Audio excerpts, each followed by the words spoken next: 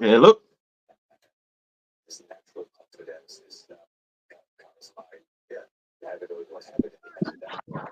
Mulishani watu. Kwa mule ngumfwa. Nde mumfwa wakalamba mwabombe. Kwa mwabomba shani. Wino. Tamwachira coaching lero. Lero kiri walise kuma nani lero walise ama try out games for the province again. Yeah.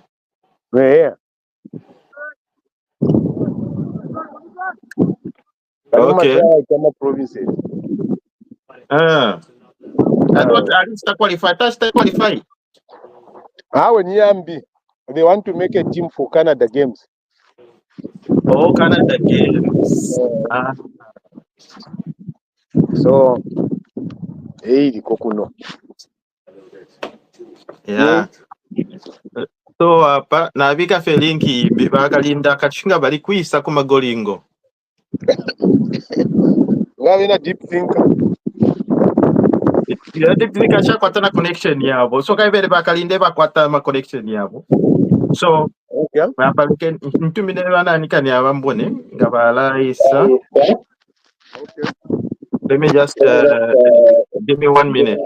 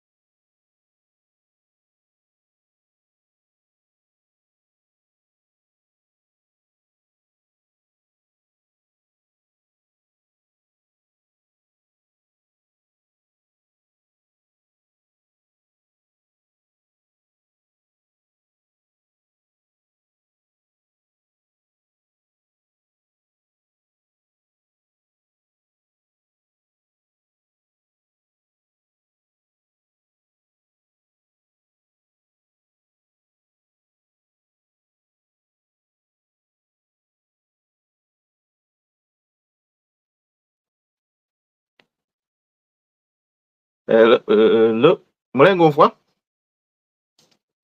Hello. Wakazia. Kwa ndeu. Okay. So like I think like any about rice, like in time. So now we apologize, ladies and gentlemen. Today it's a little bit disorganized, but it will have organized at the end of the day. So Zambia had 60. First of all, can you just introduce the PS Bartanda Azia? And, he's had experience in government. He's had a lot of experience on dealing with a lot of labor issues. Now, what do we look at it now, 60 years later? What can we say like about Kazia? Where are we in terms of labor laws, in terms of Zambia in general? What are we looking at? I think we have gone to. I think my assessment of the 60 years is the 60 years where we started to fix what is not broken. Mm-hmm. First of all, we started to fix our economy. It was broken at a certain point because we just needed to change the force. But I think we trusted too much of other people to come and even fix what was not broken. For instance, you would see that instead of just restructuring our mines, we gave them away. Instead of looking at our industries, we gave them away. In terms of the front base of putting a Zambian face, we kind of went into very selfish mode. If you see the advent of offenses, they came to later on as a result of what they have. The issue of leadership has been a bit of a challenge, So there's a lot of things that have happened over 60 years. Look at how the trade schools used to be. All our manufacturing sector, which we had, we kind of lost them out with no insight of how we're going to revitalize them, because the research and development is gone. Our manufacturing sector is gone. We are now going to a consumption kind of arrangement. So the 60 years for me has showed us moving backwards a little bit in terms of if you look at the global north, it has moved forward with a lot of manufacturing, a lot of countries taking charge of their resources. I think on us we've gone the other way around, and I think we've been a little bit also polarized in terms of hating each other. It is we have not given ourselves as our first priority. What we've done is that we prioritize other people in. Just look at how the issue of tribalism, issue of nepotism, issue of regionalism starting to take root into our political system, into our cultural system. The leadership employees, I say, people that come into leadership not as leaders but as workers are looking for what they need to get out of the system. So it has really been a good, and how at times we demonize our own people that are in leadership, how we have lost respect for our leaders. So a lot of things have happened in the last 60 years for me. But the good thing is that, of course, we have remained peaceful relatively, and I think in Africa we have kind of been a symbol of peace as Zambia, and a symbol of unity. We hope that we will continue that path and even build on those things that make us strong as a people. So that's how I see my 60 years. The 60 years I have lived a little bit to see what life looks like. Yeah, that's a good point. A very valid point. Really, 60. Like you said, I think I can echo on one point you've mentioned in terms of industry. Industry in Zambia has been lost, and we had a lot of manufacturing industries back in the days. We had we used to manufacture vehicles. We used to manufacture TVs, radios, so many things, tires, everything. That time, Zambia was industrialized. It was, the industries were there; they were working. And but what happened? Why did we lose, those industries?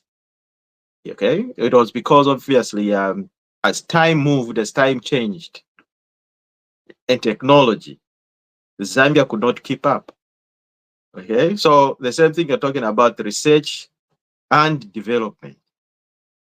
So we need to put in new young people in certain strategic places and put a lot of young people in schools and in trades, specific trades for certain industries, so that when a new technology comes up, us as Zambians were able to tap in and be able to, to work with the way the world is moving right now. But the way it was is like everything was set up. Thank you to our first president Kaunda and his team. All the industries were there. They were set up. They built ama trade schools, okay? But the trade schools didn't have the capacity, or they were not moving with the times in terms of technology. If technology changes, they're still the same way they were set up in the 60s. I think even up to today, I don't know if any trade school have advanced kind of machinery technology that they're using now. So those are the issues and the things that we need to look at. And for 60 years, me overall, I can say we are where we are because we left everything in the hands of our elders.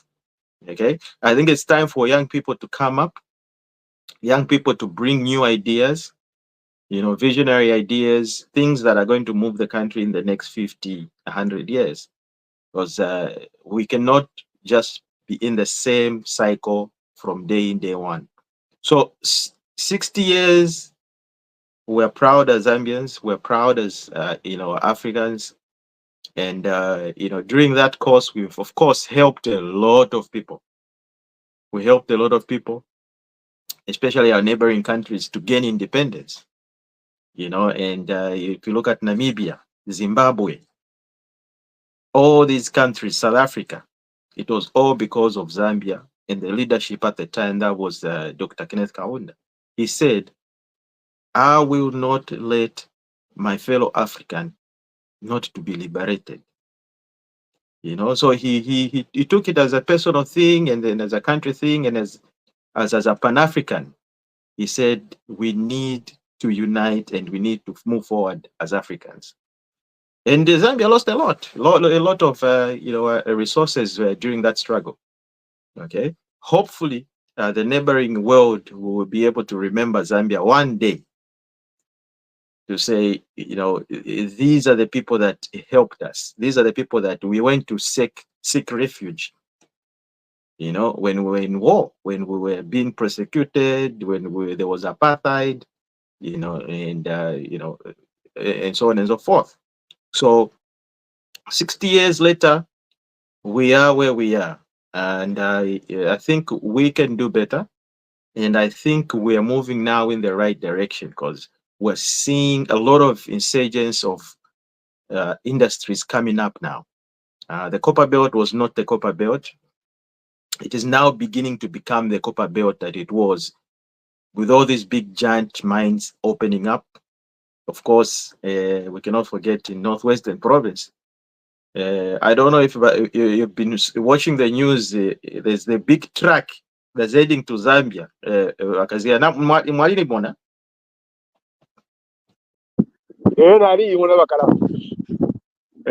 a big truck. Everybody is reporting about that big truck. So if things like that are moving in, it means the investors are very serious with what they're doing. And all the neighboring countries now are watching. They're like, oh wow, Zambia! All this is going to Zambia. So there's that. Like I said, insurgence, that revolution when it comes to mining. We can do better, but it has started to come back. naitampo kukwenda mining industry, you know. So those are the few issues. I don't know if you want to tap in and talk about you know, how, you know, the labor industry is right now. Like, are we better? Yeah, the problem in terms of labor relations, we have we have not done very well. In fact, in terms of labor relations, we could do better.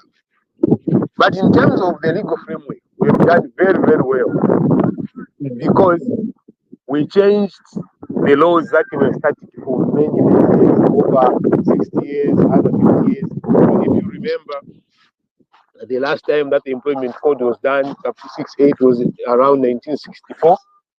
The Employment of Young Persons and Children's Act was done in 1938, 80 years. It was never changed. You know, the minimum wages and conditions of service, chapter 74, was last done in 60, 65, somewhere there. So we changed the archaic law. We actually transformed it to put issues like discrimination, gratuities, making sure that people were respecting the maternity protection, which is one of the best in the world. The Swedish government came to learn from us at times. You know, I had an interview when I was Labour Commissioner on just how we were implementing the Mother's Day, which is a day when a woman cannot show up for work for whatever and is not supposed to be asked reasons as to why he is not coming to work. So, where are you? Those were some of the things. Okay. But in terms of the, can you hear me? Yes, I can hear you. I can hear you. I can hear you. But kila ukika chongo mlikwisa mlesha. Awe shinaesha ngeta bakwisa mwela. Nuri ndani sakwati mlipanse.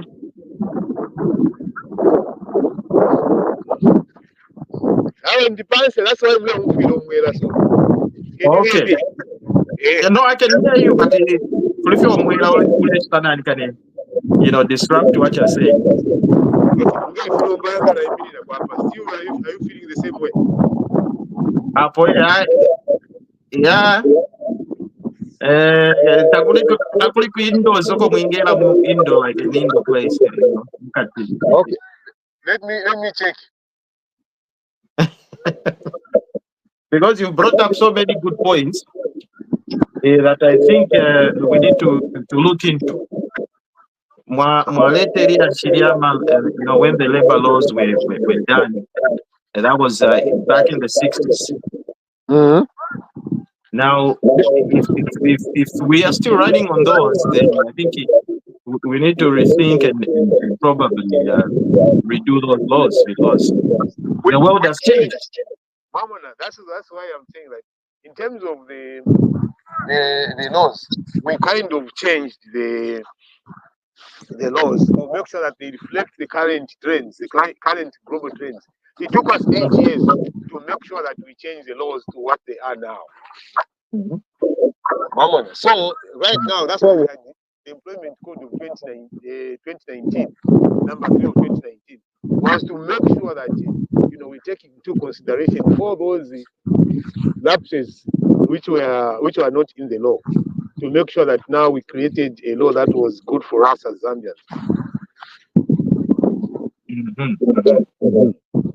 Okay, so now people always talk about minimum wage, but minimum wage in Zambia, I don't think it has ever been followed.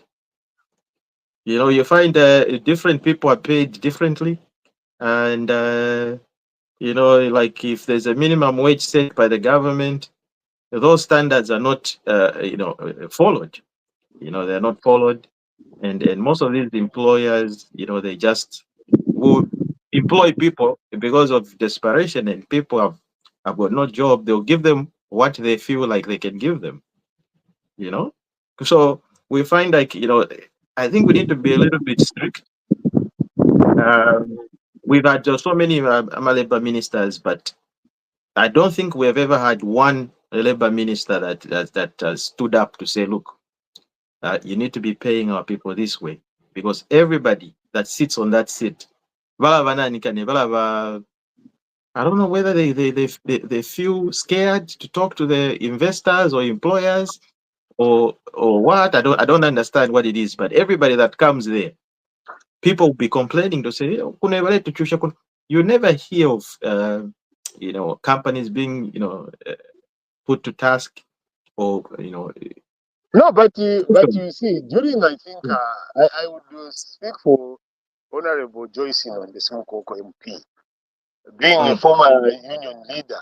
She did mm, extremely very well, because all these changes that I'm telling you about, happened when she was minister. To mm, change laws that have been there for 60 years, to make sure to give them what they are now, it's not an easy thing. mhm. You know, it's not an easy thing. Okay. So it's not an easy thing, but But and then also the minimum wages and the conditions of employment. You find that you will see that we did the truckers the minimum wage for the first time. It has not been there. The domestic workers, the shop workers, the general mm, order. So there are mm, certain instruments which, based on the ILO recommendations, we were able to change to make sure that they become uh, in line with the global trends, where the sectors are regulated through that in a developing economies.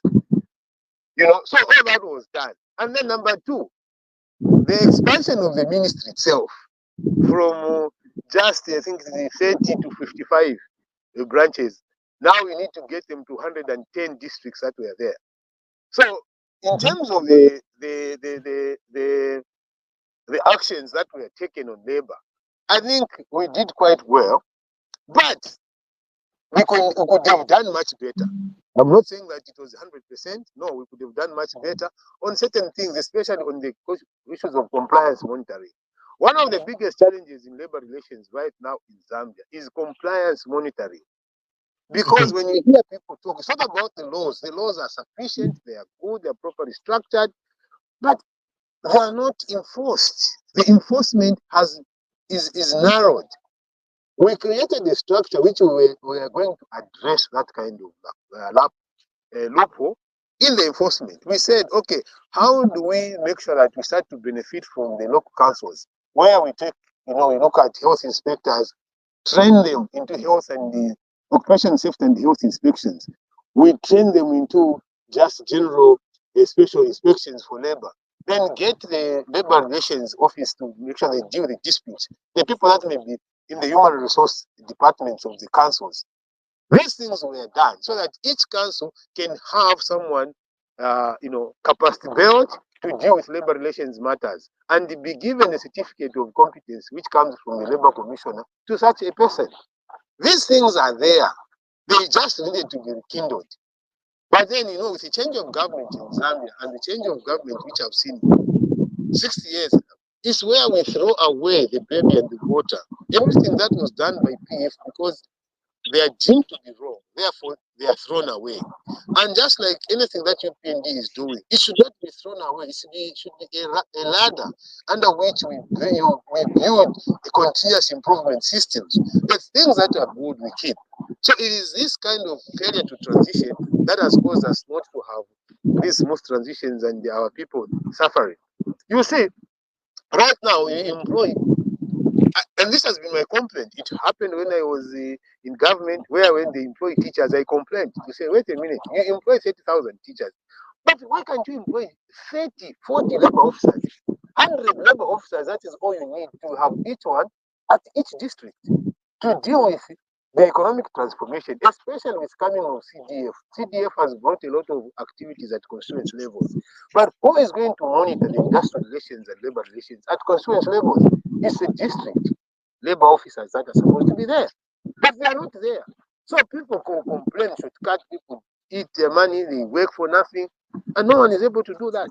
So current government, needs to work around that and say, okay, to the labor relations and labor laws that we've created for ourselves so that people are not abused. So those are some of the things that you see that could be done as going forward. Well, Bakazia, no, that's good. Yes, uh, we need to have more. Like I was saying, we need to have more. In fact, what we need is as the government. Oh, look, the government can only employ so much. They cannot employ everybody. You see, but they only employ very few people at the time at the go. And those teachers that have been employed, that's good. The nurses, that's good. Service young men and women in the military, police. I mean, that's wonderful. I mean, I'm happy to see young people being employed. Now, Yeah, if we're but my saying that we concern, already have the laws in place, yeah, but my now, concern is this, Rajat, and this is concern is when you say, okay, yes, I'm not saying that they can employ everybody at the same time, but if you're not, if labor relations is not a priority, then don't employ them. You understand? If you think like, oh, labor relations and making these people comply to this, it's okay for people to complain about shortcuts, shortcutted, benefits, people not paying them for the hours they've worked, and it is okay, and probably we should look at education, that is where we should focus, it's a priority. But for me, I'm saying, if you're going to employ 30,000, why don't you employ 49,000? And leave 1,000 for other sectors within government system so that understand? So I'm not saying don't employ or whatever, but if you're going to employ 40,000, surely, and this is the people that you're employing. If it is 40,000, you may find that you're employing maybe 2,000 graduates, and these graduates will enter at the same amount of money. So not even be labor officers, it is the same money, it's the same salary scale. So why not look at that and make sure that that is changed? You know?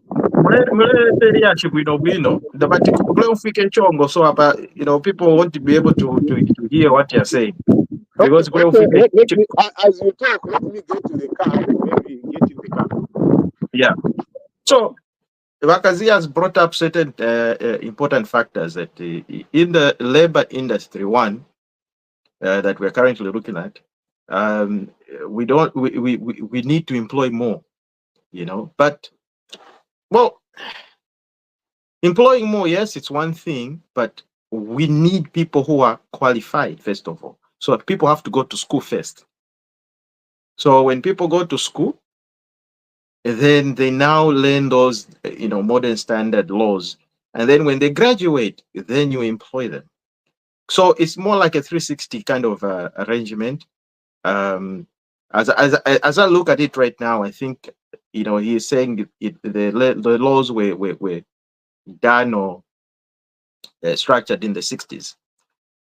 If we can really relook at them and come up with newer, laws that are going to fit and benefit a modern day employer for in the next 21st century or in this 21st century, then that would be good because back in the 60s, things were set up in a different way. There were very few people that were actually educated at that time.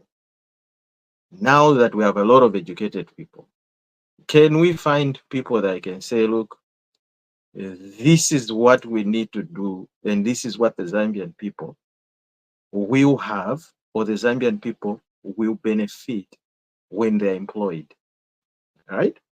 Okay. Right now, it's all in flames. Nobody knows. Or sometimes people would be there, people will be complaining, hey, they treat us badly, they beat us. Sometimes, some of these investors, they look and say, look, people, Zambians are desperate for a job. They fire one person, tomorrow another one is employed. They fire one person, tomorrow another one is employed. So there isn't that much, continuity in terms of getting experience, skills, and all that. But we need to set up certain standards, just like anywhere in the world. I mean, there are certain standards that you put up, and people have to follow those standards. And if they don't follow those standards, people should be taken to book. Okay, not just one person. They go on the TV, they're complaining. This is what's happening, but nobody is doing what? Nobody's doing nothing. So we end up in the same situation over and over and over. And in the last 60 years, as Zambia, our mother Zambia, uh, uh, very few people are employed. Okay, but entrepreneurship is one way that people can actually, uh, you know, employ themselves. And this is being done through now the CDF programs that we have. So many programs are happening right now. All right. So, hello. Yeah. So, like I Yeah, said, you were saying something. yeah. I was saying, if you check the the CDF, people are getting employed. But when you are employing, you have to comply to the rules. You are not going to create your own systems. You comply to the law and you are held accountable for breaking it. But if there's no one to hold you accountable, what happens? People get exploited, isn't it? Mhm. Okay. So that's what I'm saying. Like, look, our labor ministers, once they've come and gone, we've seen a lot of labor ministers. We've never had a strong labor minister. Strong to say, look, if people are complaining about something, there's no way you can be treating Zambians like this. After that, nothing. You see? So it's because they're not. It's more like an everyday thing. It's more like you know what? Just as long as people are employed, because I one time I had one like I think I did what year it was. As long as vamingene kwenye ntchito musazidandaula maningi, because we benefit the government tichita depend pali manani kane ava ma investors, yeah. So musazidandaula maningi vakanginisani kwenye ntchito like ina vantu vakwalesa, yeah. Ishikula tuchusha befine just because trefwe ntchito. No. But Mama Wachanga, that's why when you say you've never seen, I've told you to say that may not be the position, because the position that is very known is a position where we have had a minister who comes in, changes the laws, actually provides leadership and changes the law, which were never done for over 80 years in some instances. And also created new regulations that should be able to protect the new sectors that are vulnerable, like for instance, the trackers. So one of the things is that there will always be complaints if we do not strengthen the capacity to hold the people that abuse the workers accountable. The accountability part of the labor relations and monitoring has been a problem right now, because abantu bachusha abantu and they get away with it. Why? Because the labor officers are not there. Decentralized system where now money is at community level, district level. It requires people to be there to monitor that the compliance and the same conditions that are supposed to be are being followed. But in Gatapari, any employer, and employer is a cost, by the way. If it can be cut, he will cut it. You know that. Mm-hmm. Yeah? It's a cost. So if someone can cut it, they'll cut it. So you need compliance. So for me, I'm saying you need to employ. My English are 40,000 teachers. You can employ even 100 labor officers, because there's also degree holders, and they are there. Mlungushi University has stated up the course, and the people are there. They're not employed. So that is my point. Well, before you finish, we have a guest, Fisho Mwale, has joined us today. Welcome, Uncle Fisho. It's been a long time since I saw you when I Yeah. was a little boy. When I was a little boy. Now we are men now, But welcome to our Yes, little thank you podcast, very and much. And yeah, we welcome you, and of course, you have obviously have a lot of experience in the government as well, and we, Yeah. of course, we can learn from you, just like we're learning from your counterpart Wakazia. He's been teaching us, telling us, how the government systems in terms of the labor laws, how they've been, Yeah. from the 60s till now. Where are we? That's what we've been discussing so far, just to bring you up to speed. But you can also chip in and tell us, of course, I mean, people who are watching, I mean, obviously, me, I know you, but, some people may not know. If you just give us a brief introduction, who, Kofi Shomale is, and, then we go from there. Yeah. Well, thank you very much, and I'm sorry for joining in at this time, but at least I'm not 60 years late to join the show. Um, Yeah. I think the starting point really for me would be to first and foremost acknowledge those who generated this day which we are celebrating 60 Hmm. years ago, Hmm. Hmm. because without them, without their sacrifices, without their um, spiritual wherewithal, we Hmm. would not have achieved the independence that we know. Hmm. So, for us to really critically examine and appreciate where we are, we must Hmm. first of all know where we are coming from. Hmm. And even if uh, um, we try to belittle that, we Hmm. must also within ourselves acknowledge that you have to have a sense of value Hmm. as uh, a country. You have to have set beliefs in yourselves as Hmm. to who you are and what forms you as a culture, as a society, as a community, or as a nation. Now, you can only start off with those values by knowing where you are coming from. Hmm. Hmm. What Hmm. values um, did those who attend our um, independence Hmm. embrace? Hmm. Hmm. And over time, what values did they inculcate in the system which they wanted to develop? Hmm. I Hmm. think, let's say, for the first 30 or 40 years of our country, you Hmm. can say that at the top, you had nationalistic values which identified everyone as a Zambian. Hmm. And they held those values very proud.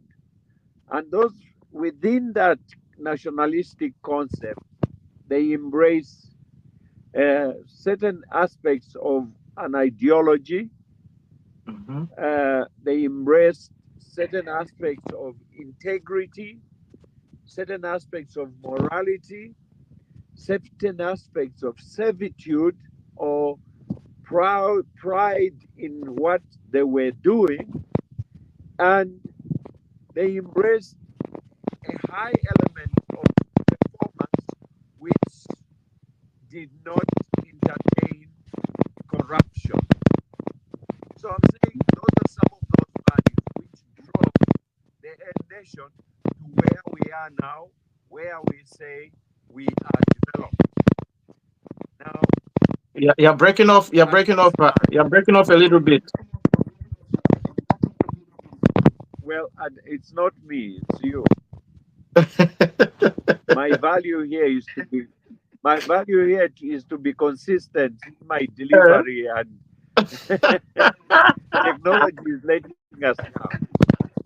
Now So you've really, actually what am I go saying? ahead, go ahead. What I'm saying is that I think we, the generation that we are now, we have lost probably half of those values, and in a way, it has accelerated our development uh, projection. Mm. We are standing still, and we have at this time the opportunity to look back and say, what values have we lost, which are not helping us accelerate our development? Why are we deaccelerating? Why We want people to hear you clearly, Uncle. Because I think you've moved. I know you're using your phone or the mic. I don't know. Just to switch it the way it was. It was. actually I had switched off. I was in the car, Oh, uh, and I'm sorry I switched off the car speaker because it was echoing.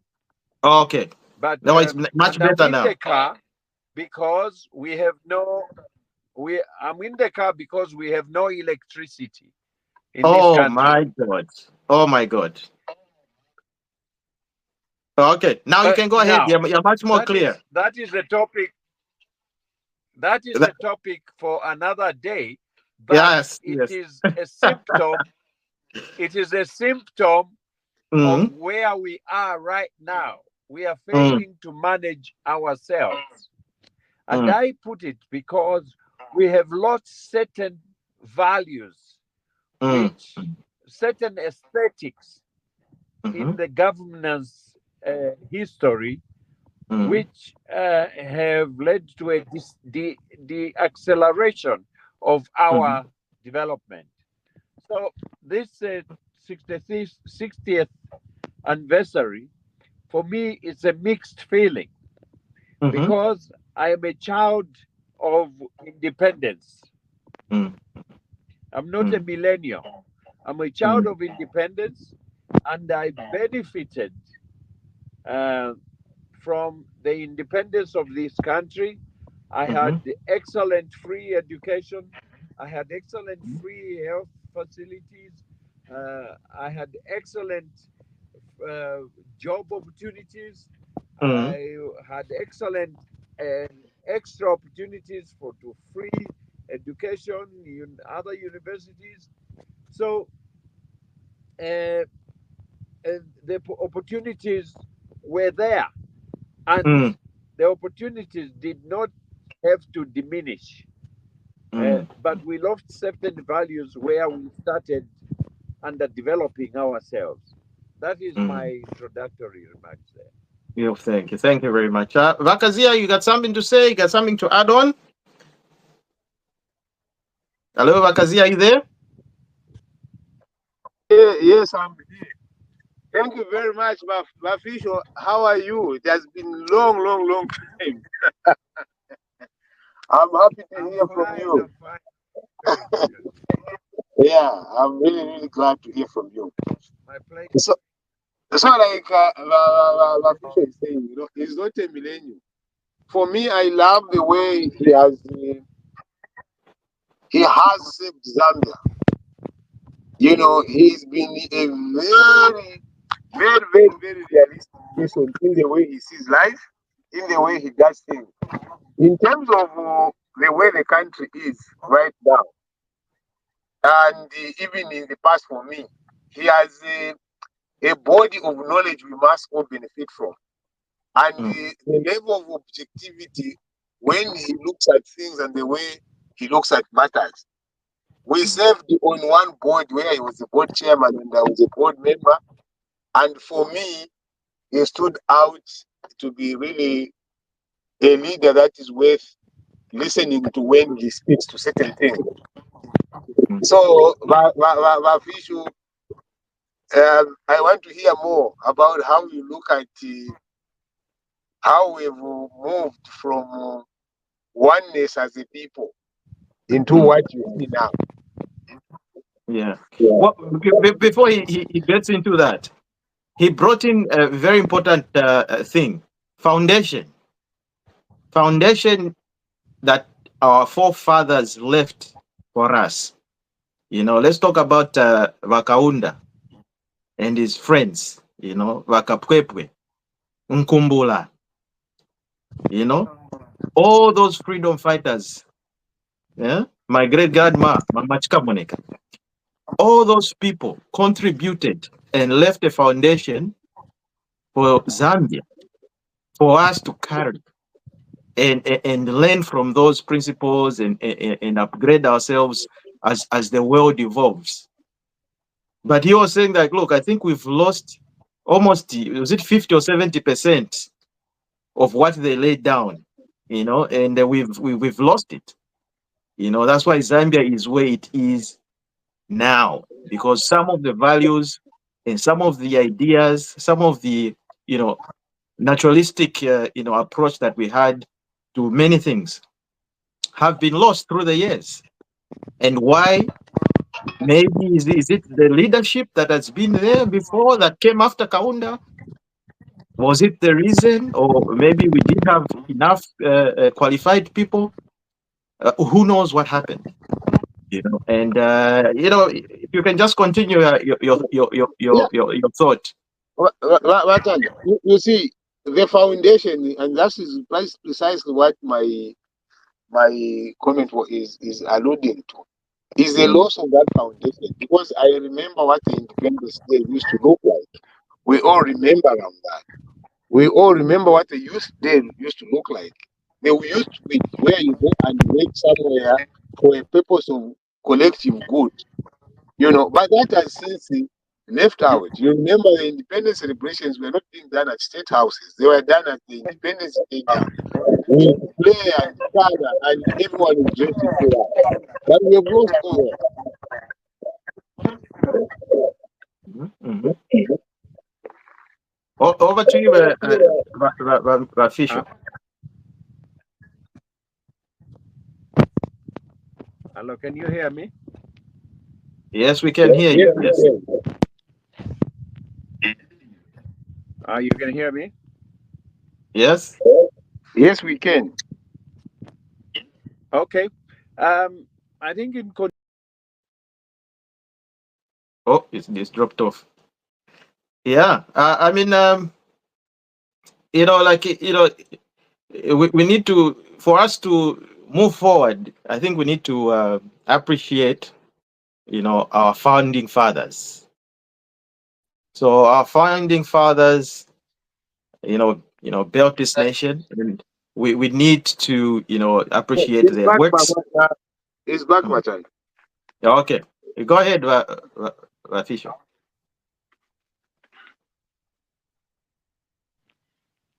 Yeah, you can go ahead. We can hear you now. Oh, it's dropped off again.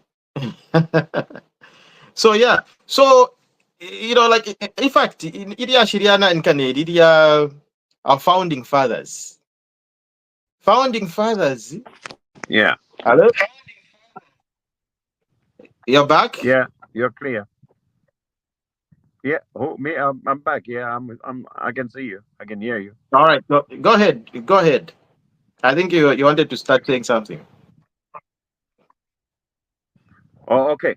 I was just saying that in order to understand where we are, you have to think of development as a multifaceted phenomenon. It is a cross sector, societal, economic, cultural, political, and so on. So when we transitioned from a one-party state into a multi-party state, it meant that we were departing from a state which was anchored on ideology. Okay? You can call it humanism, but that is what defined the political in political landscape, humanism, there was an ideology. So when you belonged to a party like UNIP, you understood the ideology. When multipartyism came in, it was a liberal capitalist economy. Okay? So the party which won was MMD. Now, you could identify it, although through the manifesto and so on. You could basically say it was a liberal economic pursuing party, and the ideology they were following was capitalistic. Okay? Then the advent of the formation of new parties, because they were now fighting for the supremacy of governing, they started forming or creating new parties. Because the landscape had been taken in terms of what ideology to follow, most of these parties started gravitating to a support base which could basically be known as tribal. Okay? So you started seeing these mushrooming parties which said they wanted to advance the interests of their community or region.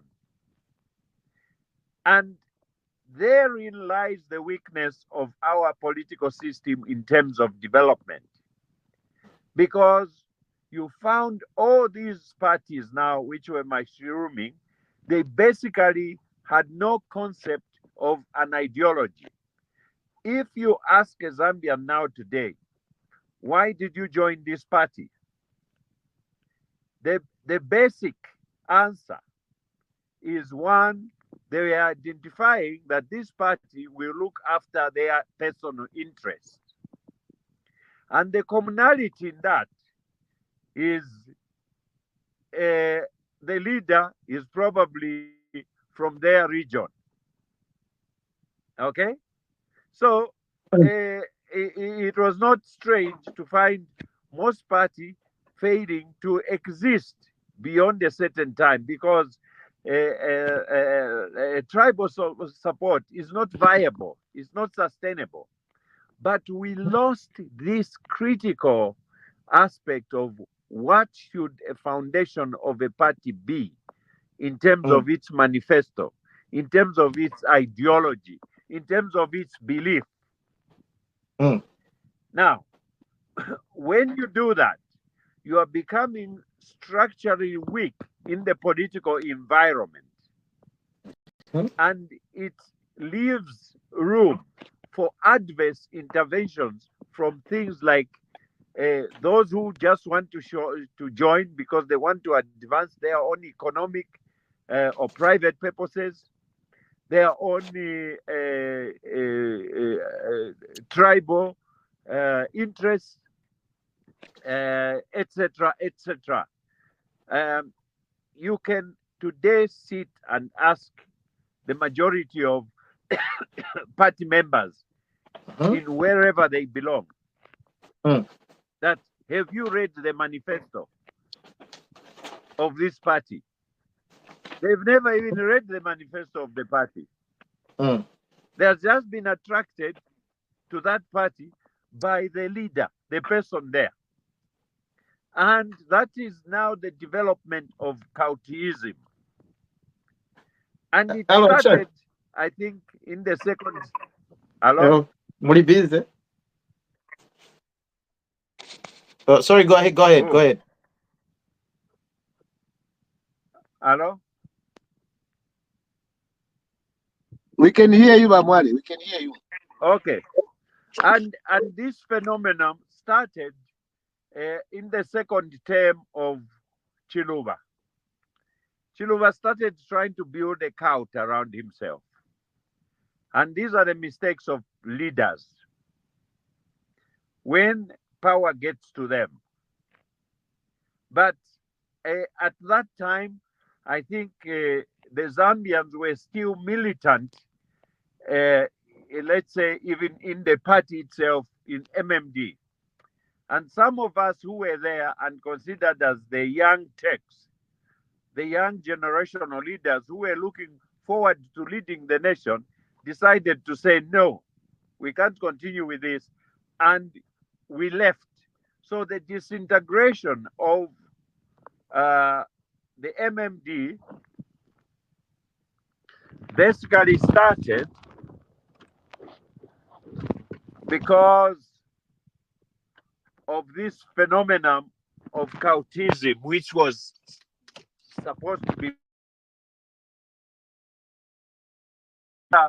parties forming split. Okay. In the meantime, of course, we had other opposition parties which were coming up and so on, being set up, led by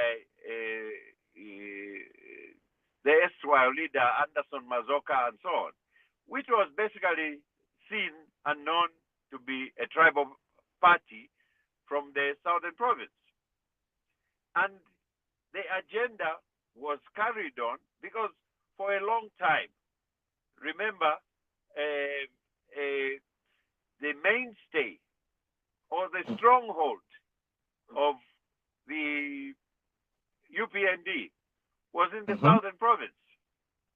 So, and unfortunately, whether it was good or not, because of that large support base, it was basically seen as a regional party, which I'm glad to say transitioned and transformed into a national party. But following that, there's still been a growth of parties which are weak because ideologically they have no base or foundation. So, where you have this societal weakness, you start seeing a rise in tribalism. Okay? It is a development which has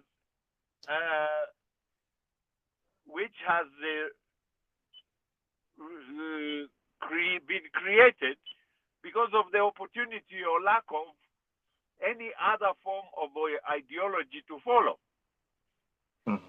So we are now seeing our country.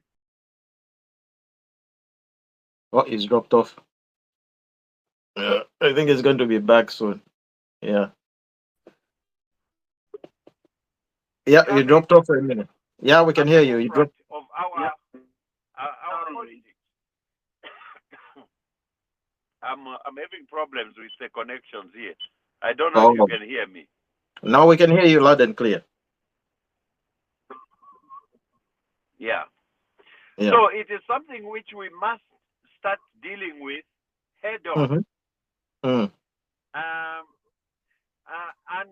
unfortunately, or fortunately, when a government is in power, it has the instruments and therefore it has the power to lead a nation in a certain direction. And we cannot blind ourselves that the phenomenon or element of tribalism is on the rise. And it is for those who hold the instruments of power to start immediately dealing and redressing with these ills or these negative societal phenomena. What do they do? This is why my introduction was, what are the values that we have lost as a nation? When we stand up and say one Zambia, one nation, do we really have the spiritual dedication to that call? No. We just say it for the sake of saying it. All right? I want to pause here and say, as a bystander, I saw the same. What I'm seeing now, I saw it in the PF. The PF, whether by design or by choice, remember I said parties started sprouting up based on their strong regional stronghold. foundation. PF, PF was basically seen as a member party, as a reaction to what they thought the MMD had unfairly treated some of their tribes. Okay. So, yeah, basically, I think I get what he's saying. I get what he's saying. I get what he's saying. And, you know, you're bringing up.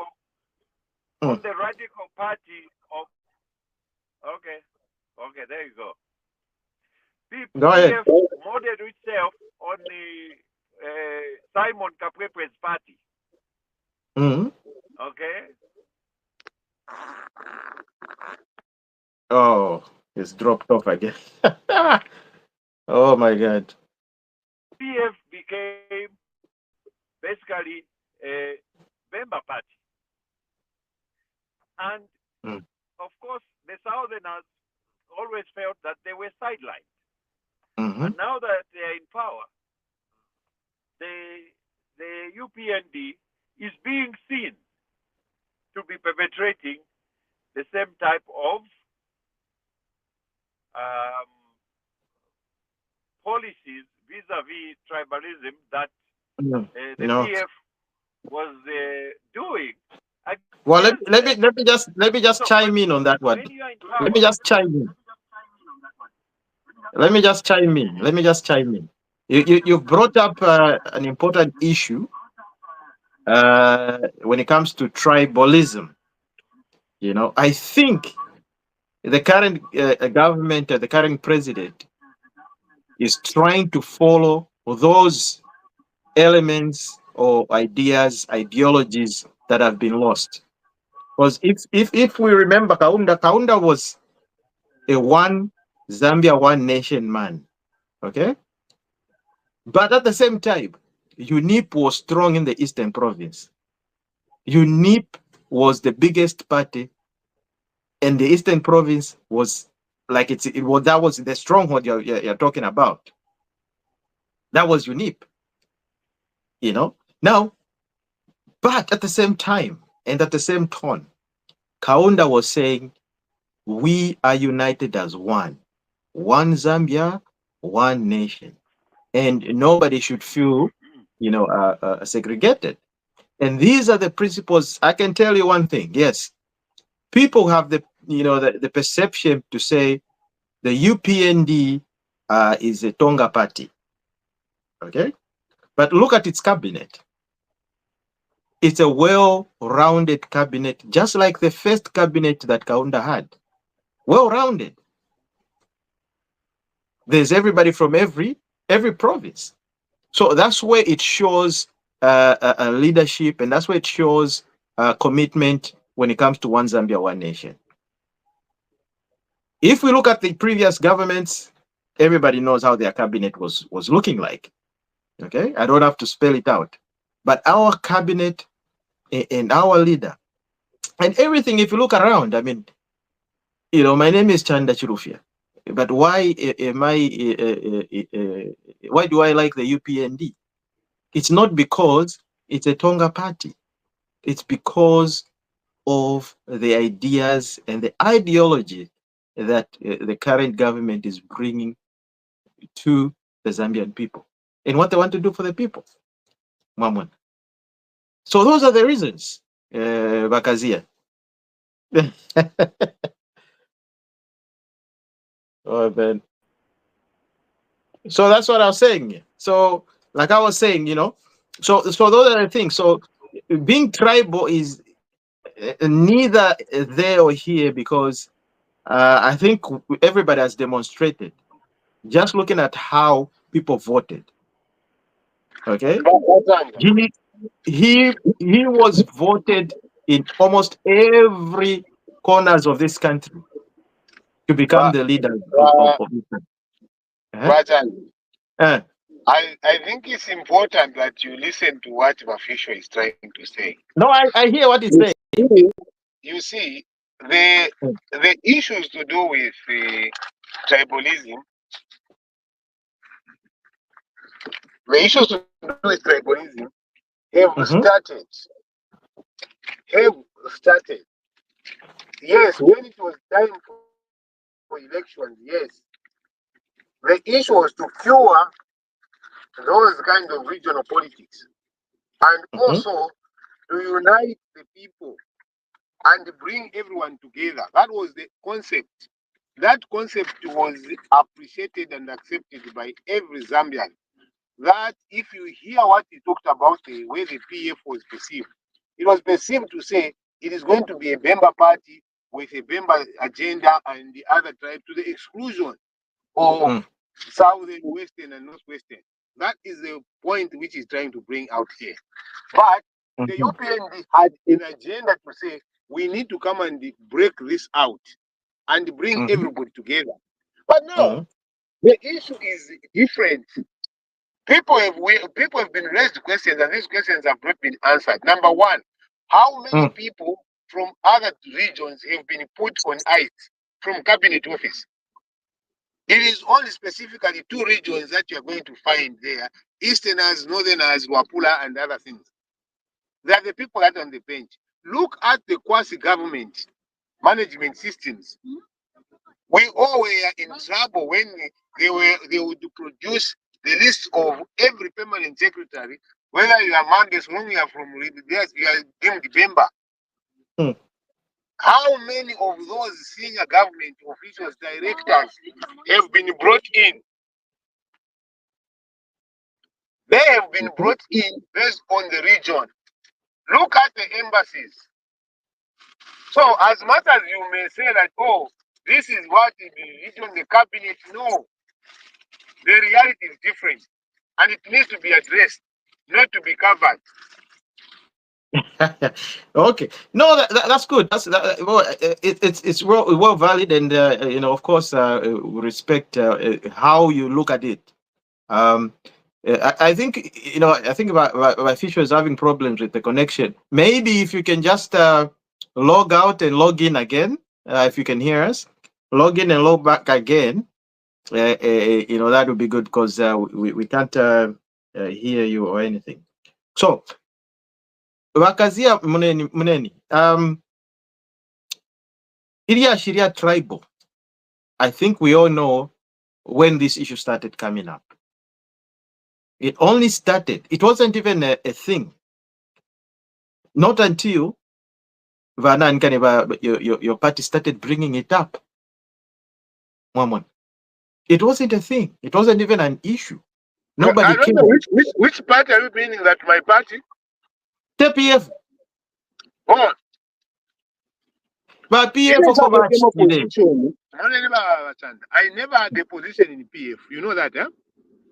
Okay. Are you aware that I did not hold any position in PF? Uh, Are you aware? I'm not aware. I'm not aware. Now let me be clear with you. I never held any position in PF. Mm-hmm. I was a civil servant through and through. I worked in the public service for 28 years. I never have held any political office up to today. Mm-hmm. But I have seen how politics has played in Zambia. Mm. And that is what I'm telling you. Being appointed by President Edgar Lungu does not make me PF. He saw the capacity in me to deliver on public service. That is why I was appointed as permanent secretary. After I met the qualifications of being appointed as permanent secretary, Mm. Mm. having worked at the director level for many years, having served at different levels in the public service, Mm-hmm. I was not like my colleague Tabo Kawan, who came from a Mm-hmm. political sense that BPS. never stepped a foot in public service, but you hold a permanent secretary position. That was different from me. And that is why now you would assume everybody appointed by President Edgar Lungu to be PF, because that is what you have done. I have No. condemned that kind of appointment of people that have not worked in the public service to be appointed to senior civil service positions. It is wrong. And that is why Okay. you find a political person, a political cadre, who becomes a civil servant, they don't drop the political aspect of things. They will still run like they're in politics. They will not forget that, oh, this time it's a public service that I'm serving. You draw money from public service, both the people that you don't agree with and the people that you agree with. The people that oppose you, the people that insult you, they're the same people that pay you. So it's different.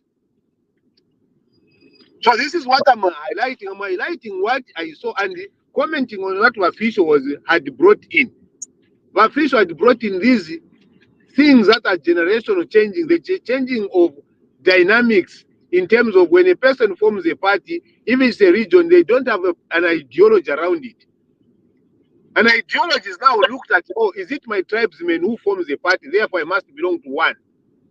And that is what we're saying is wrong. The ideology is a wrong platform to use. Let's be clear with our forefounding fathers' ideology of one Zambia, one nation.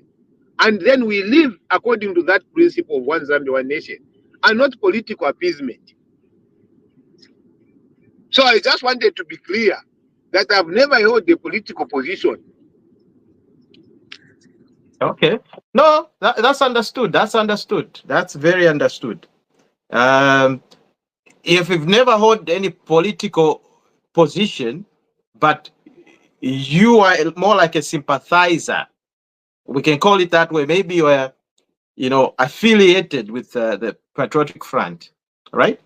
But what we're saying is this: most Zambians don't care whether you are PF, you are UPND, or you are UNIP. Nobody really cares.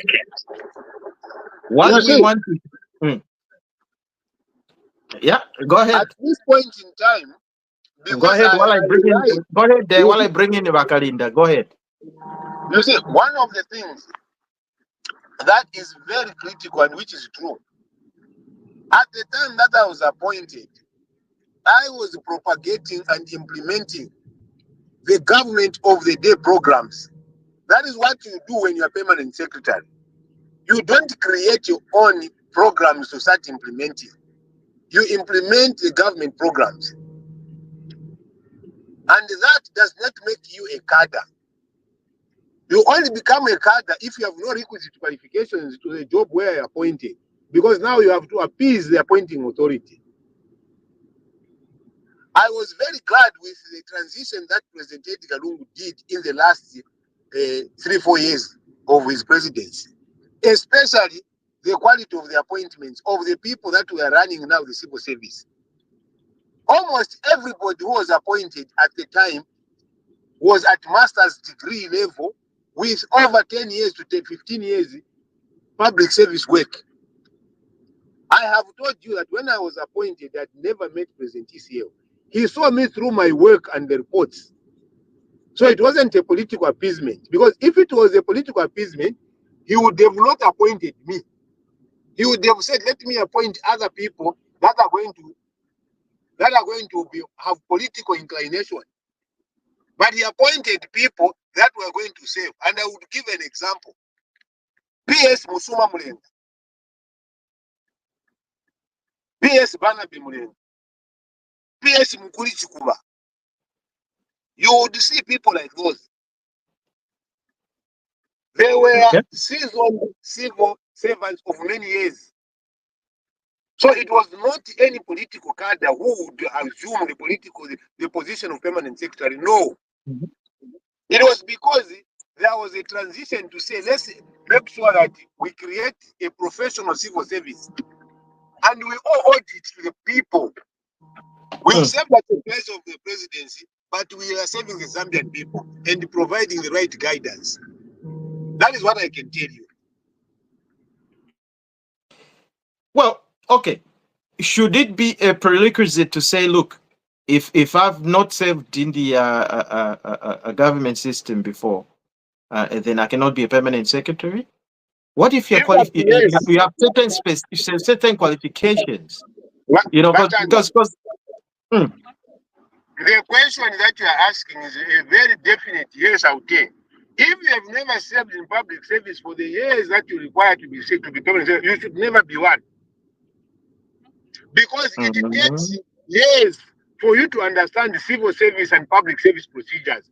You can't understand public and civil service procedures when you have not worked in public service. It is impossible. Okay, that's why kunani kane kunipa mkusambiri if you public service. In 1 week by Bachanda. That is why every job there got some qualifications.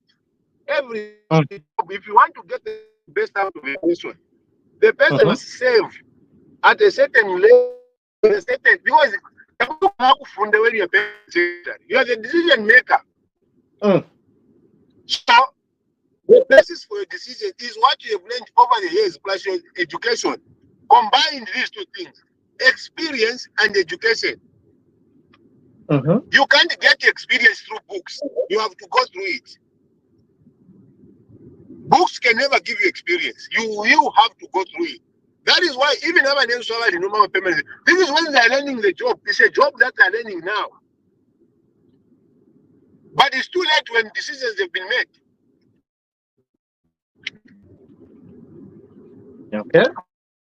So of course, I mean decisions have been made, but Moneni, if you're looking for a job, they put qualifications. Okay. And then if you tick all those boxes, say I can do this, I can do this, I can do that, I can do this, I can do that. If the employer sees that I want to he's capable of doing this job. You don't necessarily have worked in the government system to do a good job. And most people that I know that actually do good jobs is people that haven't even worked in public service before. But who went through the original system, nakunipa, asambirira, and all those, because it was a system those days. All right? I think you can talk on that one, because I'm sure I think I remember you were saying that you went to Kunipa, you studied, you went to government, you started at a very young age, you know. But how about now, Lelo, 2020, in the 21st century? Okay, things are done like it's a little bit different. We cannot follow the same blueprint. Mama. Okay. So while you answer that, let me answer Wakalinda. She's failing to connect. Wakazia. Hello?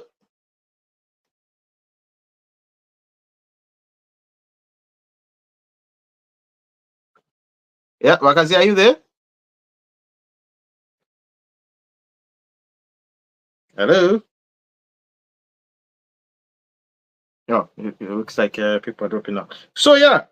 So like I was saying.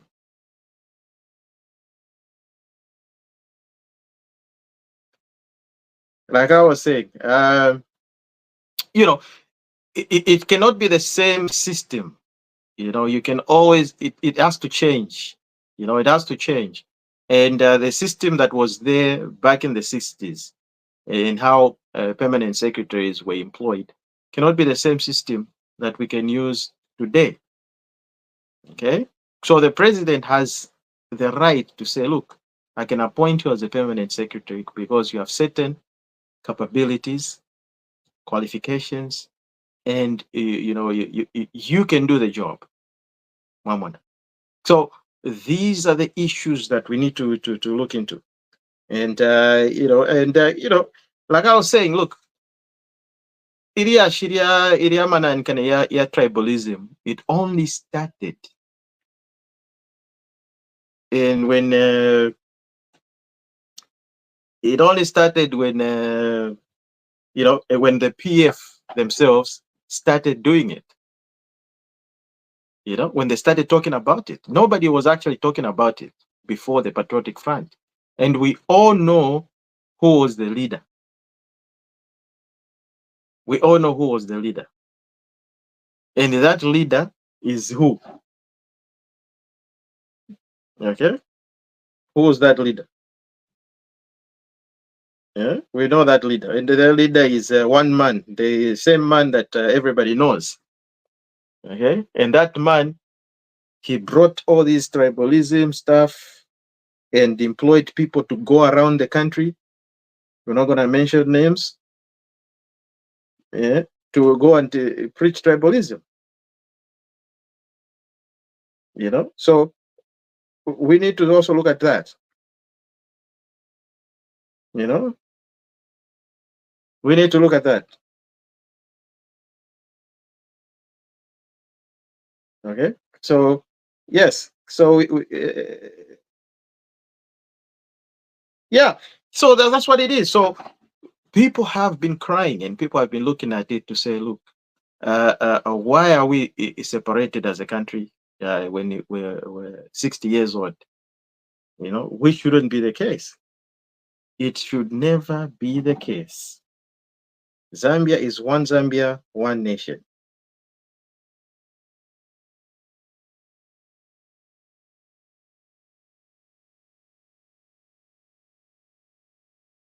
Okay, yeah, I think Uncle Fisher is saying he can't really continue because he can't connect properly.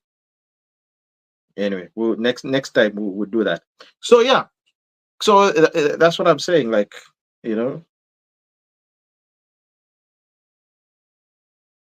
interesting. Yeah, so that's what it is. Like, we've been divided as a country, and we should no longer be divided.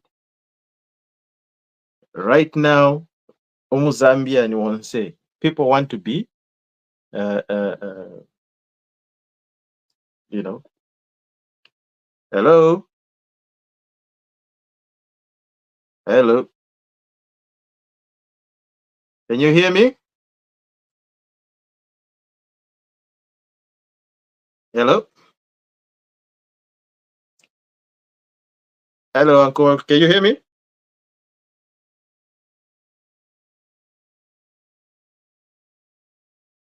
Hello, hello, hello, hello, hello, hello, hello,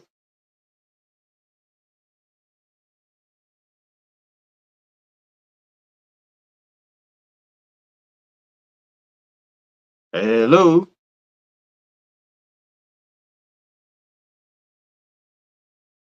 hello, hello, hello. Oh, I can't hear you. And you probably can't hear me. So, like I was saying,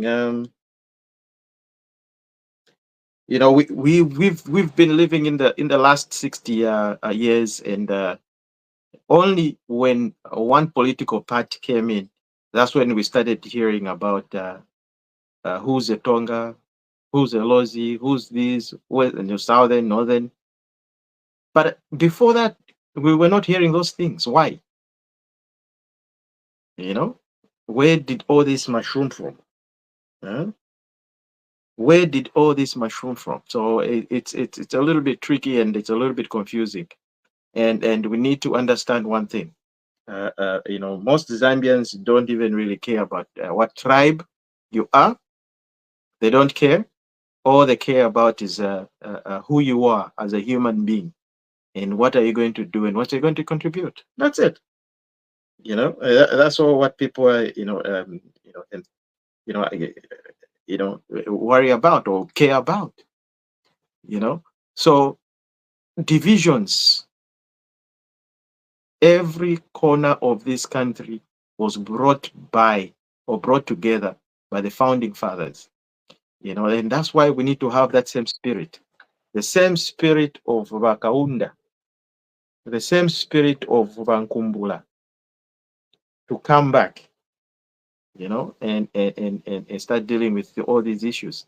So, Vakazia, you're back, or what happened? Yes, I You can dropped? hear you.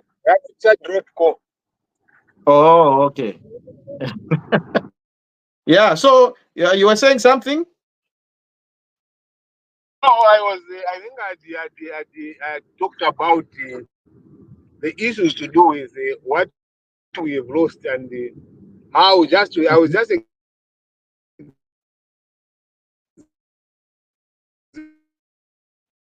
simplifying our previous point in terms of how Yeah. I see it.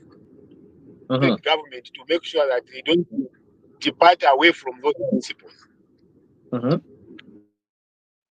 Yeah.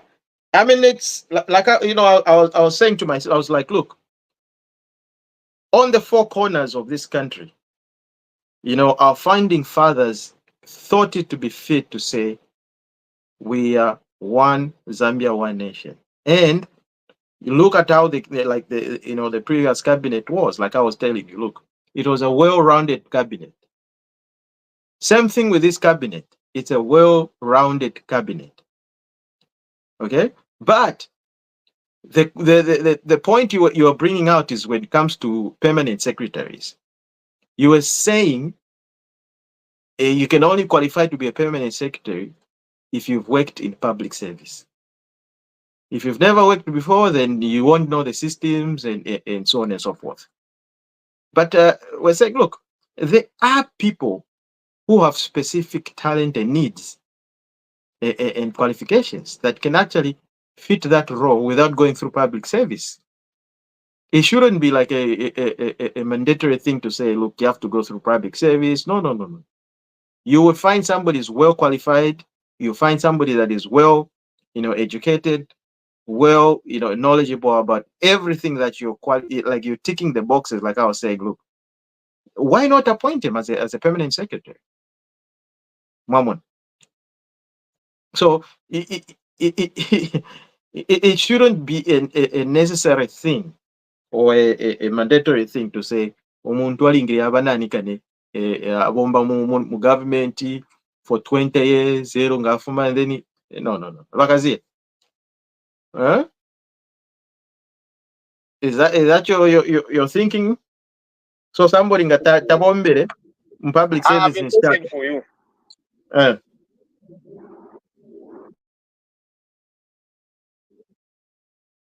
Go ahead, I can hear you.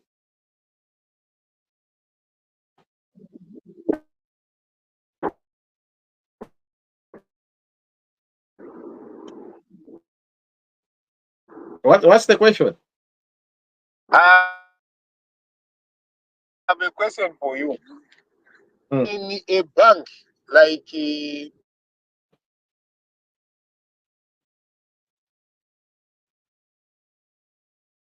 The bank. ever worked in the bank, Mm-hmm.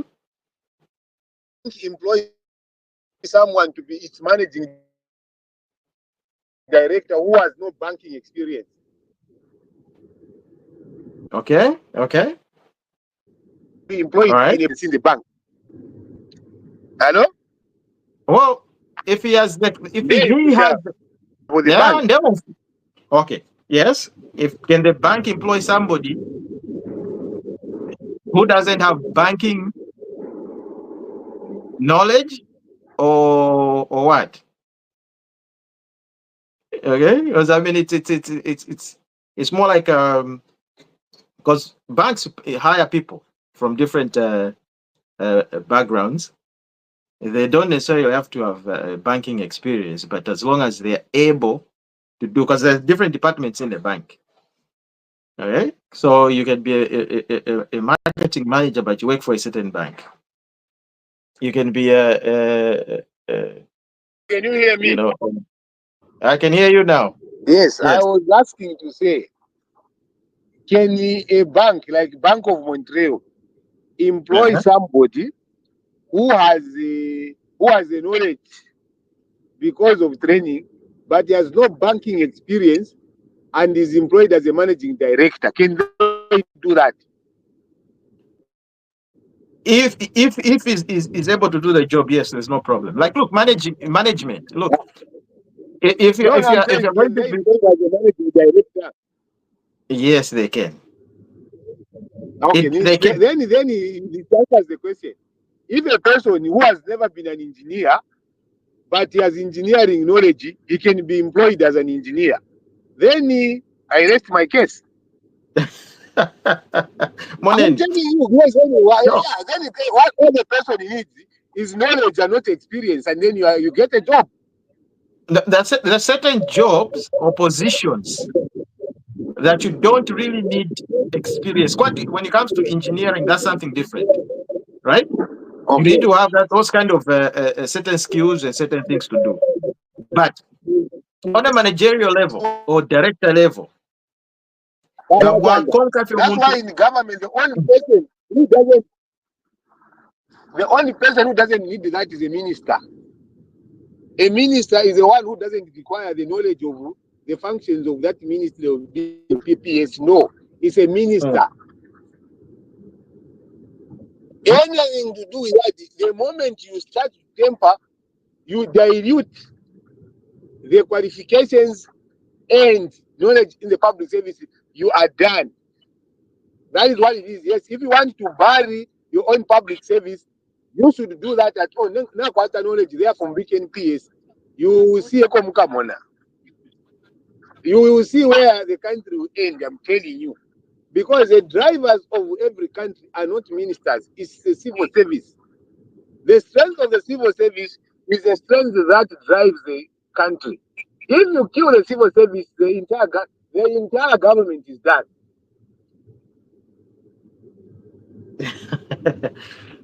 okay. So your point is saying the people that, okay, let's go straight to the to your thing. You mentioned it, Wakawana. You mentioned him. Okay. So you're saying he doesn't qualify to have that position? Is that what you're saying? Wakawana. No, he doesn't. He doesn't. Why? He doesn't have the requisite qualifications. Neither does he have a requisite experience. He doesn't have.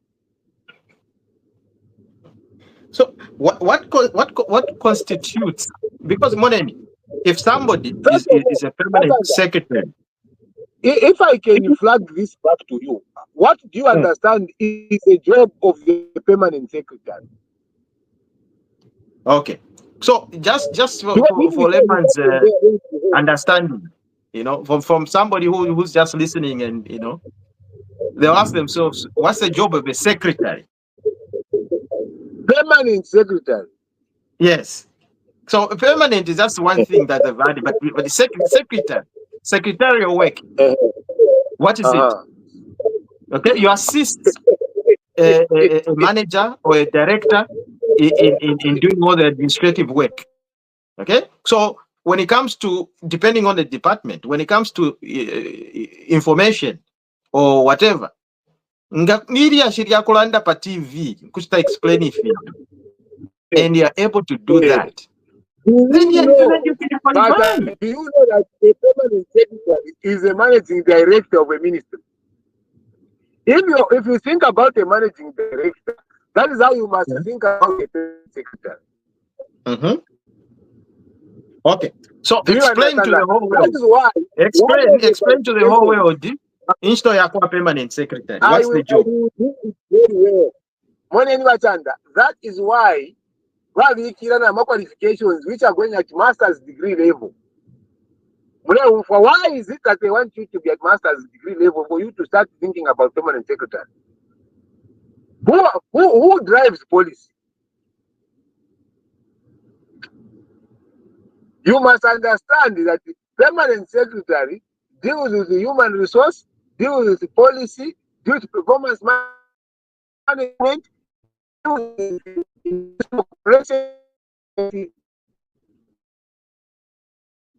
you must understand that permanent secretary is a controlling officer for that ministry. The entire management of the ministry, what is staff and associates reside in the permanent secretary. Managing the minister himself, the minister has no part to play in terms of financial resources for the ministry. It's a permanent secretary. So, and policy development. The permanent secretary must understand the project management. The permanent secretary must understand project implementation, evaluation, monitoring. The permanent secretary must understand performance management, design, and implementation of that. The key functions of what the ministry is about, the permanent secretary must understand. The permanent secretary must understand civil service procedures, both in terms of the terms and the conditions of employment, disciplinary procedures, and the other relationship procedures. One of your issues as permanent secretary. Tafisa ngameno ya mukanwa. Tafipona ngameno ya mukanwa twala fishi bali roline. Therefore, abana expert takwa. You have to go through the process. Tafisa ngameno ya mukanwa.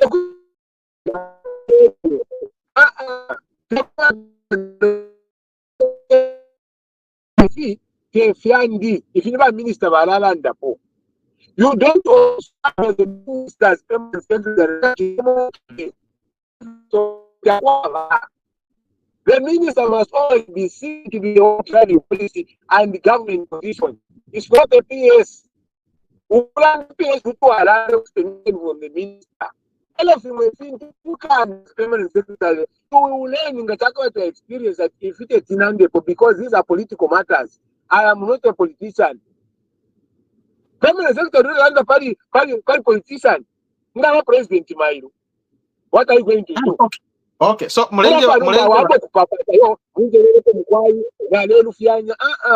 was talking about PS, did you ever hear me speak about President HH when I was PS? There are things that we even did, inspected and stuff like that. You never saw me go public and say, oh, we are inspecting President HH, therefore the findings are A, B, C, D. No. Whatever was found was communicated in the right channel. We knew he was an opposition leader and he was a politician. You never heard any of us, permanent secretaries, go and start insulting him over that. No. You never heard me insult President Membe. You will never heard me insult President Kalaba.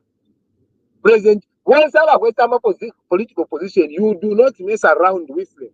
They are not at your level. As even if permanent secretary they are not your friends. They are potentially your leaders. And you must respect and save them. Never public service is to fund never could even public service. It's not about one opposition leader and as people say, why man, it doesn't work that way. Okay. I hope more for that. No,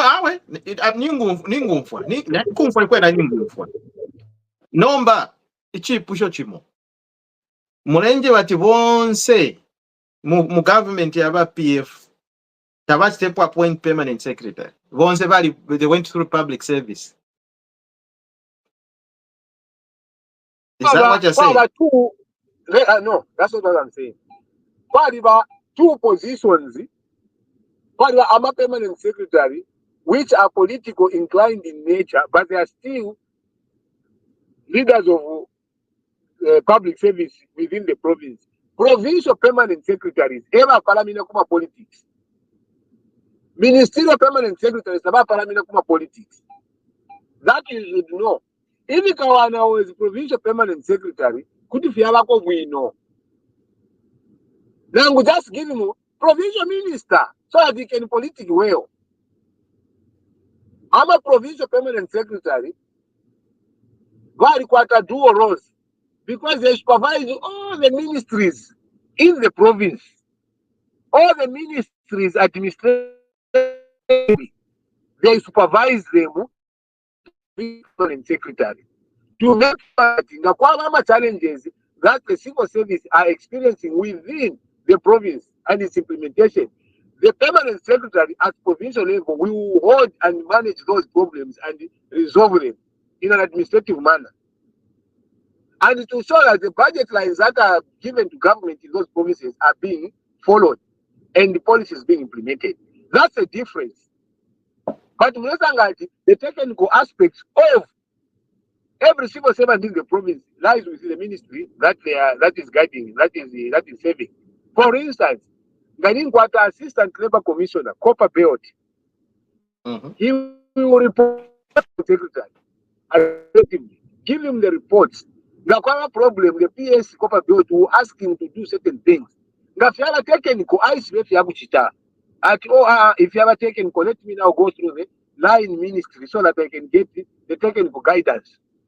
Administrative guidance, province, after travel, the province is going to authorize Ngakuri Pilengarama for the province are going to do that.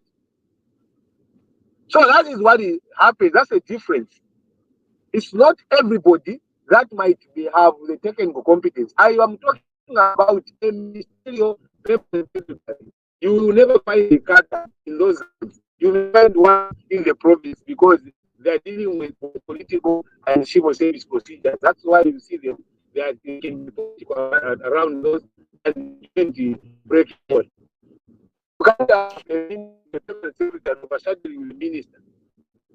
Why is connected? Why should they go? We here, government settlement case when the minister is there. Who's to a minister? I'm not supporting the because it's what. No, I'm speaking to about this, and this is a challenge. To make sure the minister performs his duties without a Jewish appearance. You know, but Vamwito cannot do everything. Okay, if there are certain things that need to be explained by the permanent secretary, he'll be able to do that. That's my point. You know, because the minister himself, he cannot do or respond to each and every question. He can't. He can't be at both places at the same time, right? So the permanent secretary kicks in. You see, you're looking to the converted. One in the position. So let's come and teach me that he can't speak about everything. I don't know what the person can speak and he can't speak. Kuriama eko kuna nikumie wakajia. Yatampu ile ufika ile ufika nani kadi. Kuriama eko. There's an echo coming. Tafile ufika. London tumfwe.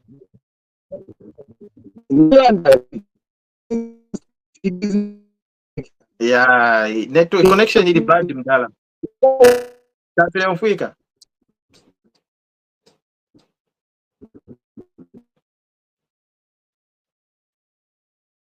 Network ile ufika ile shana rumba. Network ile shana rumba. So awe, you know, ili ashiriama permanent secretaries. He has the knowledge was be the permanent secretaries. But I'm just looking at outside looking in. We want to acquire, you know, just outside looking in. We have certain individuals that have got specific talents, capabilities, and certain knowledge, right? If they can do the same job that, you know, a permanent secretary can do, why not appoint them or put them on that position? Because they can do the job, right? I mean, I don't think it's very well complicated. It's like that complicated, whereby, you know, it's a more technical kind of job where you have to have certain technical skills. Being a permanent secretary, as big as it is, you know, it's not really like on the technical kind of you know, on the side. But so he was talking about if there's no way that they can be appointed. Okay, he has those qualifications, he has the capability, and he's delivering. That's why certain individuals are not happy and certain political parties are not happy, because he's able to point out the ills in the norms and and everything else, and point out what's wrong or right, and say, look, this is wrong, this is right, this is what it is, this is the government position, and the position is this. Okay? So 60 years down the road to Africa quiz. 60 years down the road, where are we? 60 years down the road, we are now we've reached at a place where we say we need more young people to come in the service. Okay, let's bring in more young people. All right, they need to be put in these positions now, because young people have certain knowledge that are working for today. If we're going to lead this next generation from now going forward, we need people that are young, with fresh minds, with advanced knowledge and advanced capabilities to move us forward. Otherwise, we'll be just going in circles, 360 degrees. Every year, every 5 years, we will just be the same. We need to build a new Zambia. And that new Zambia meaning we need that eagle that is sitting on the flag to go and catch that fish and bring it out from the river and present it to the Zambian people to say, here's your bounty. Let's now eat a Zambia. Let everybody benefit in all sectors, from mining, from mineral wealth that we have that nobody is actually benefiting. Every Zambian right now, people are not benefiting. Why are we not benefiting from what we have as Zambians 60 years down the line? Why do we have to depend on foreigners, for example, to come and tell us what to do with our minerals? You know, it's a little bit disappointing, because the leaders that came before us, they put the footwork. They already put the foundation. Let's just pick up the pieces and say, look, leke nimwe bana abena Zambia tusambirire on one thing, and that thing that we're going to learn from us is to trust ourselves, invest in ourselves, and build a lot of economic opportunities for young people, because they are the future. Because in the next coming 50 years, we need fresh minds. Okay, the old people that are in position right now, they're not going to be here for the next 50 years. So we need to start thinking about that now. Okay, we need to start leadership programs, start training young minds in various skills, in various technologies, so that people are able to carry that torch. Okay, that torch that the forefathers, Avena Kaunda, Vankumbula, Nabashala, left for us. That has to be passed on from generation to generation. And that torch should give us some sort of answer, when in the dark times, that when the dark times, we face dark times, we need a torch that can light and illuminate, our problems, and be able to see and to try to find out situations and solutions. Like right now, Zambia is grappling with what? Energy. How don't we have engineers, young people, young minds that have solutions for this? There was one young, not young, but there was a man in a certain village. He used his own mind to create a small hydro plant. He found water was running. He created a hydro plant. It's been electrifying his house and the neighbors. A small little thing. Now you can imagine if we need to invest in people who have minds like that, okay, and put it on a larger scale. We don't need another Kariba Dam. All we need to have is a small little hydro plants, and they don't cost enough. They don't even cost much. Small little hydro plants. They don't cost much. We can do it, and the local people can do it, and we've got the right people in the local industry, certain places where there's water. Okay, so people, if they can start electrifying their homes, their villages, with all that water that's running, they won't depend on ZESCO. Like, well, why do we need ZESCO? ZESCO should now concentrate on supplying to the bigger industries and bigger companies. Even the bigger companies themselves now, they're now evolving to where they're starting to produce their own electricity and run on their own grid and selling the extra to the local community. I think in the next coming, from now going forward, or it should be put in law to say all mining or big industries that are setting up, they should have their own power generation system. They should not depend on ZESCO, because ZESCO can only do so much. So we've now learned a lesson. Let's go forward. Any new company, any new mine, before you bring a proposal to the government of Zambia, you need also to come up with how you're going to power that plant. Are you going to use power through coal? Are you going to use hydro? But it has to be part of the package. In that package, you can only use so much. And because in the past we've known that ZESCO has been supplying power to most of these mines more than they need. Okay, and that's brought strain to the Zambian people. And they even reached at a point where ZESCO had to buy back that power. You can imagine that.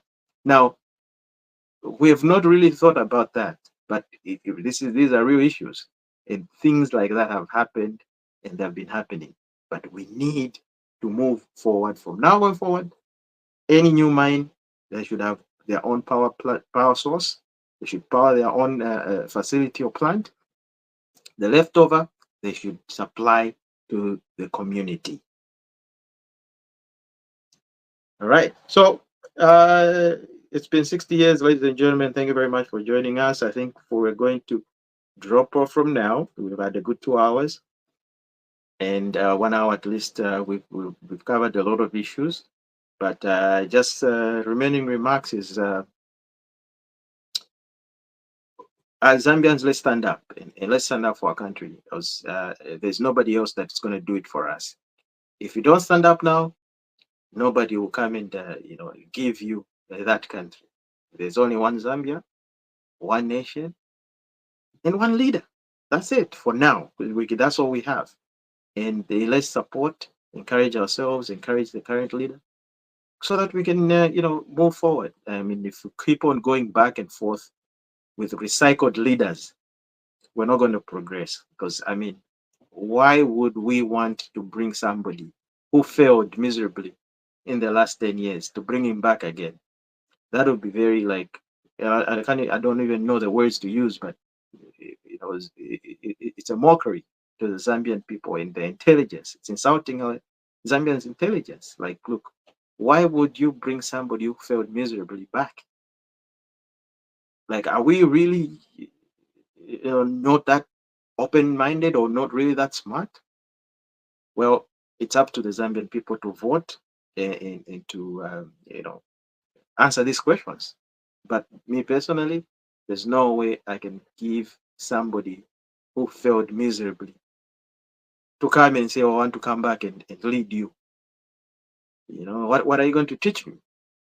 We already know your capabilities, what you can do and what you cannot do.